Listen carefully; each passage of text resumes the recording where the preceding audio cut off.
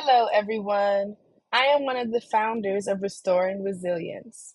My name is Zaina Marks, and I am thankful for your interest in our agency. Today, I will start us off with a walkthrough of who we are, what we are about, and how we plan to serve you and your communities. You will then hear from our other founders, Demetrius Green, Tyresha Hawkins, and Jasmine Waitley, on the intricacies of the services we provide. Thank you again for joining us, and I hope we are the best agency to serve you.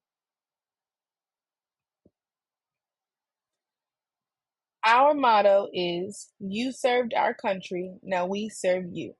We hope to provide veterans with veteran centered mental health services to support you through challenges such as depression, anxiety, PTSD, and guide you through reintegration into civilian life. This includes assisting you with things like housing and helping with issues within your communities.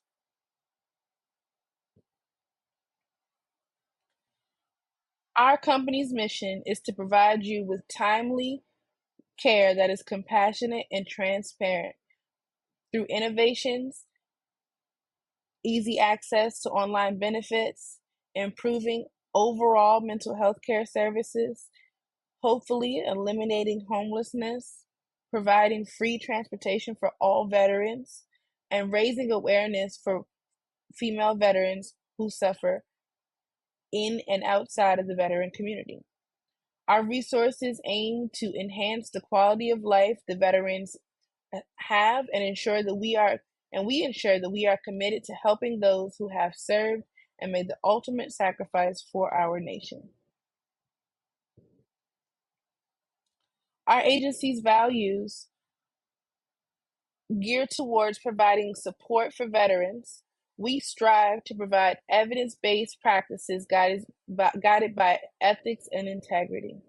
Our values include a belief in providing culturally competent care that is well versed in military culture, supporting the whole individual no matter what you go through, transparency, and client collaborations and access to other advocacies that help the client be the best of themselves.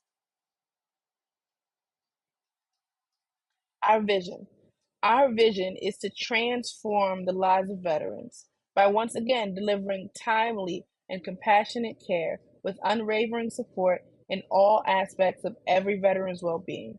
We strive to enhance the quality of life by pioneering solutions that give them access to online benefits, making it easier to navigate and more accessible to every veteran out there.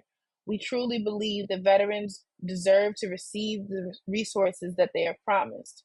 We are dedicated to improving mental health services care, ensuring that every veteran has access to mental health resources they need in a timely and effective manner. Through proactive efforts to eliminate homelessness, we aim to provide stable housing options and a pathway to self sufficiency. Our commitment extends to offering free, reliable transportation to ensure veterans can access essential services without any barriers.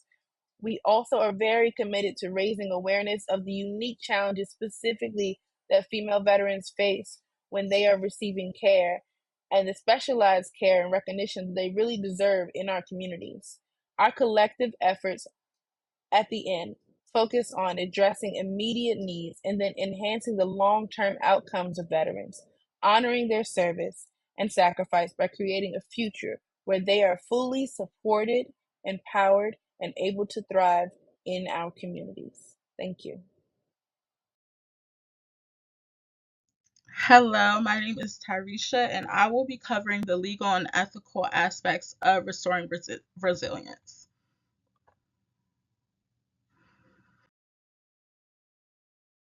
So, as you all know, we are working in the DC metropolitan area, so that includes DC, Maryland, and Virginia. And all of these have different requirements for becoming a nonprofit business. So, starting with DC, you have to determine the mission, draft a concept paper, determine the organization type, establish a board of directors, develop the bylaws, and develop a strategic plan. So with Maryland, you also have to determine the mission statement, obtain federal tax exemption determination, register for charitable solicitation, state filings for organization receives determination, maintain status, state tax exemptions, obtain proper insurance for the organization board members and the officers, and final IRS determination. And with Virginia, it's a little different. You have to develop a name, private property estimate, develop the bylaws, federal income tax exemptions, proof of following Virginia law regulations, and federal forms with the IRS.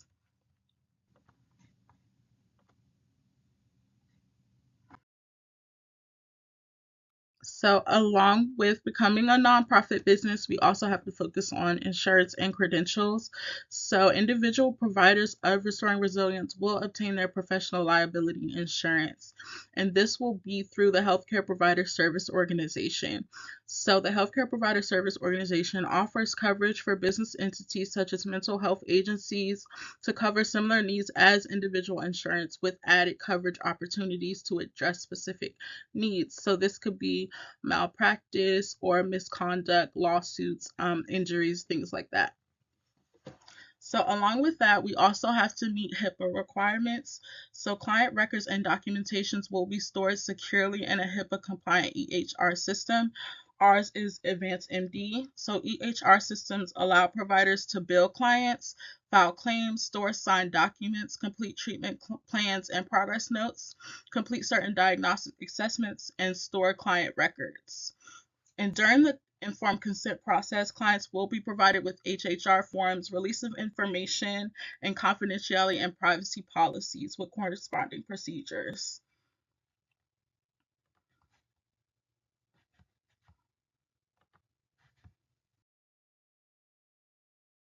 So the next aspect is licensure credentials. So providers must hold a valid license and or certification for Washington, D.C. and Greater Maryland State. The level of education and licensure a staff member holds can impact credentialing. Individuals who are license eligible, such as an LAPC, will not be able to credential with all panels individually. Certain insurance providers allow for associate licensed professionals to be credentialing under special restrictions. So credentialing can be obtained individually for providers in the agency group. Private insurance credentialing is obtained individually through the insurance provider's portal if self-credentialing. Insurance providers require their credentials, education, employment, and the NPI number of mental health professionals. Once providers are credentialed, clients can use network benefits. So information like proof of insurance, college transcripts, license, resume are held within one location called the National Plan or Provider Enumeration System, and this helps obtain the NPI so that we can get insurance credentialing.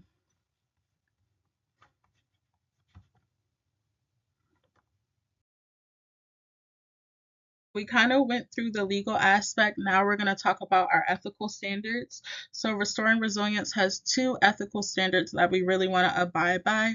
One is that clients are entitled to have their sensitive information protected in compliance with HIPAA standards.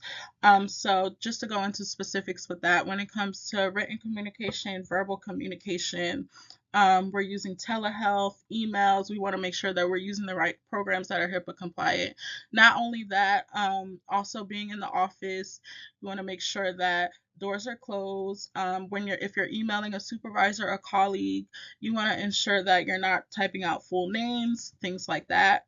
And so our next code is Restoring Resilience abides by ethical standards and guidelines to mitigate instances of discrimination.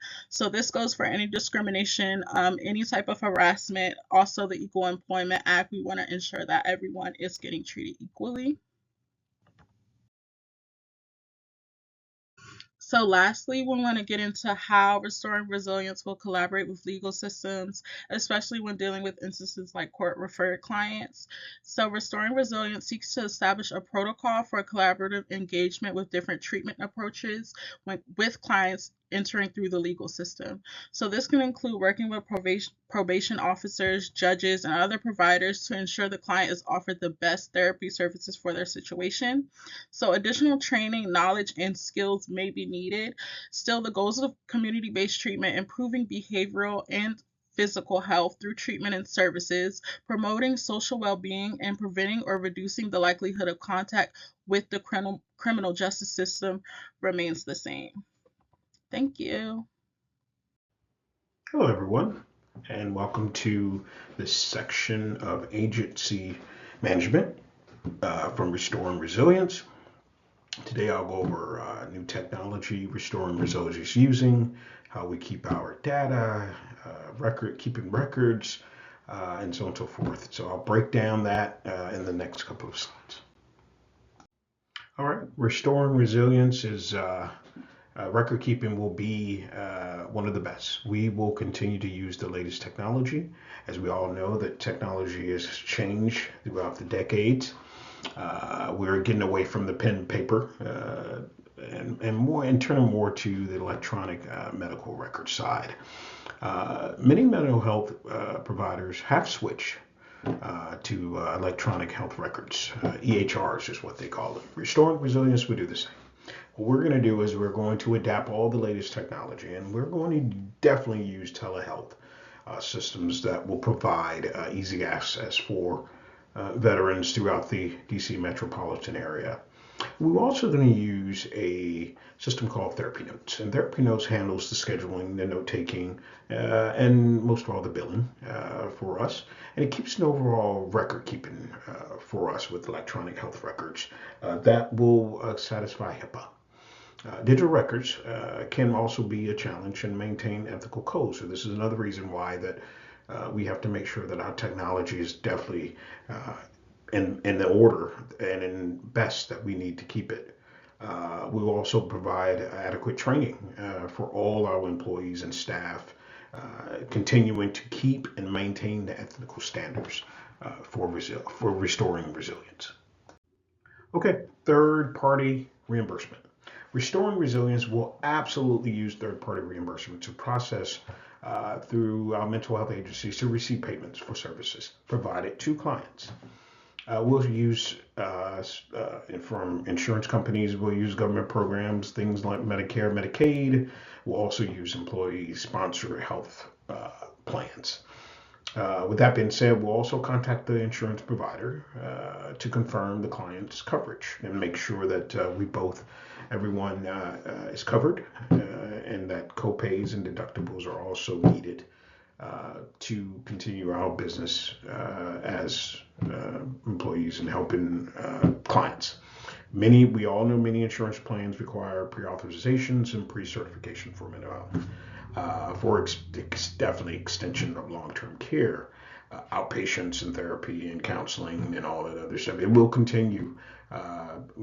Insurance plans can be a little tricky, but we also we will train our team to make sure that we are in compliance and that we are working with the insurance company to better your half. After providing the services, we'll provide a claim to your insurance through a third party.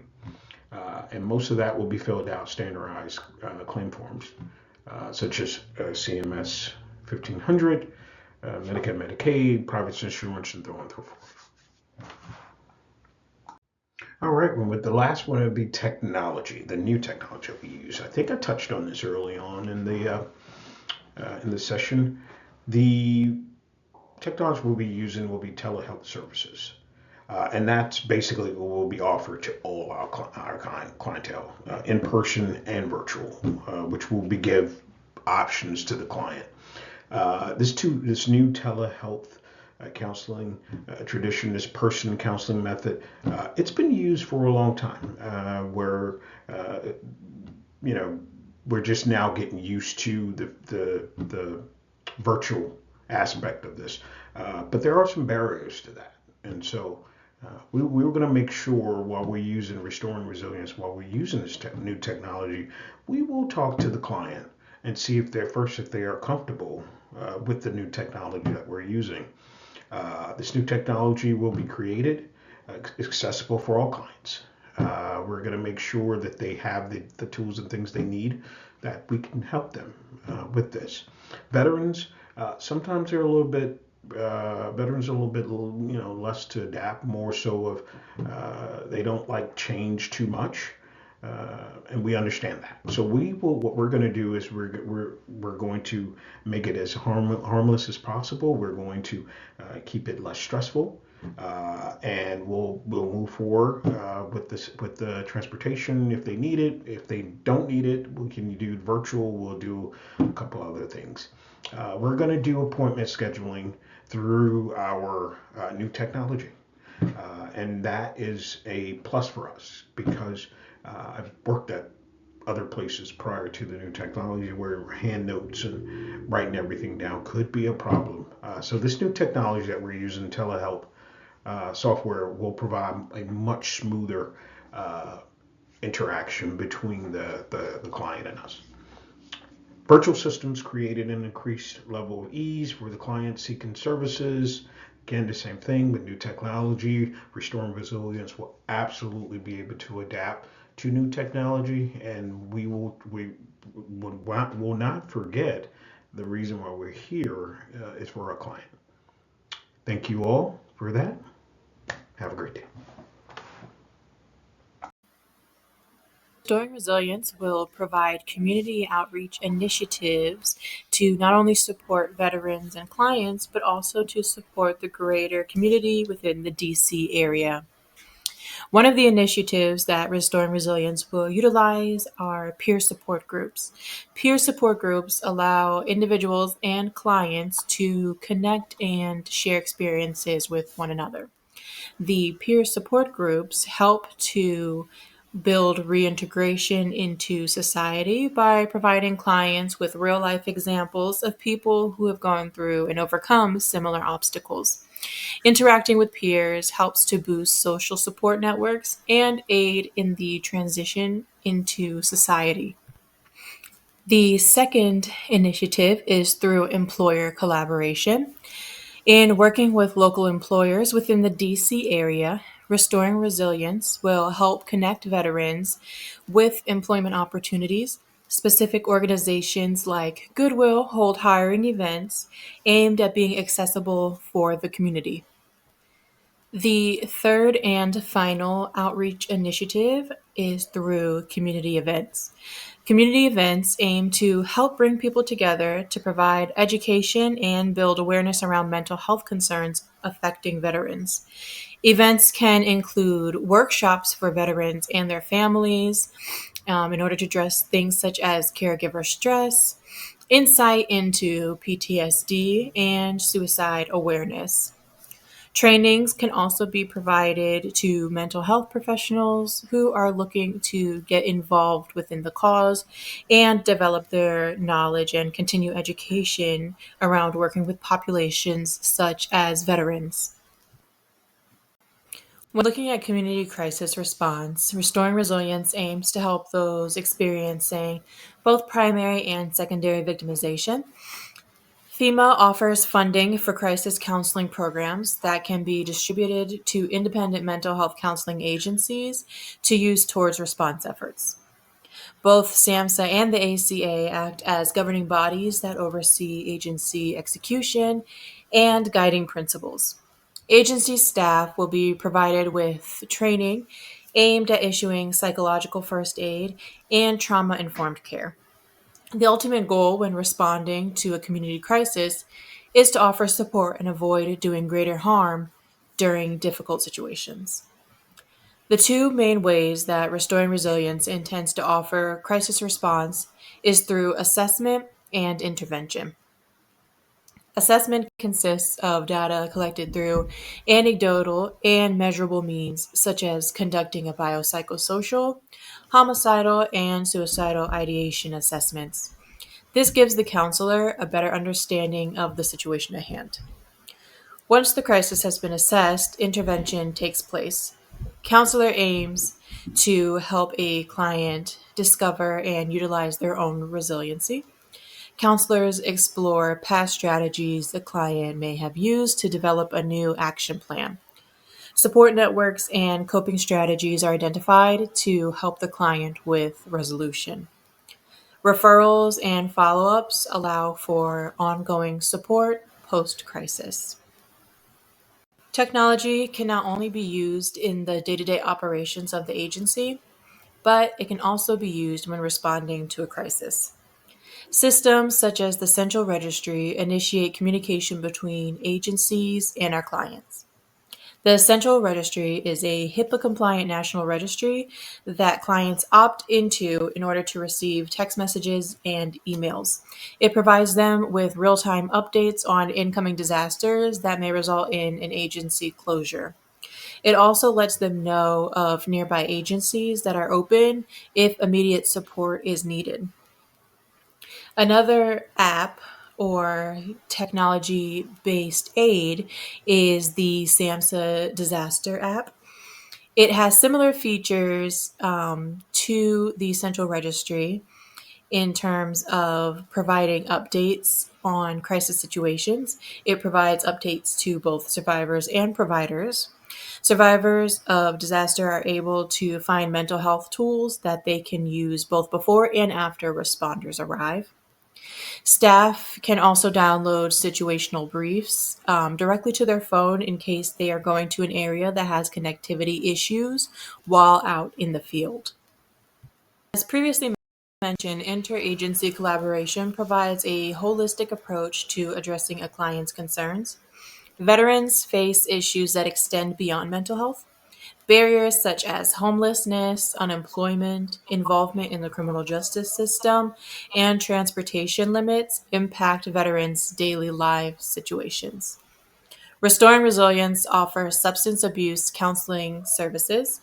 We intend on working with the DC drug courts to provide services to veterans with nonviolent drug related charges. This acts as a diversion from incarceration and gives veterans the chance to use a rehabilitative approach rather than a punitive approach.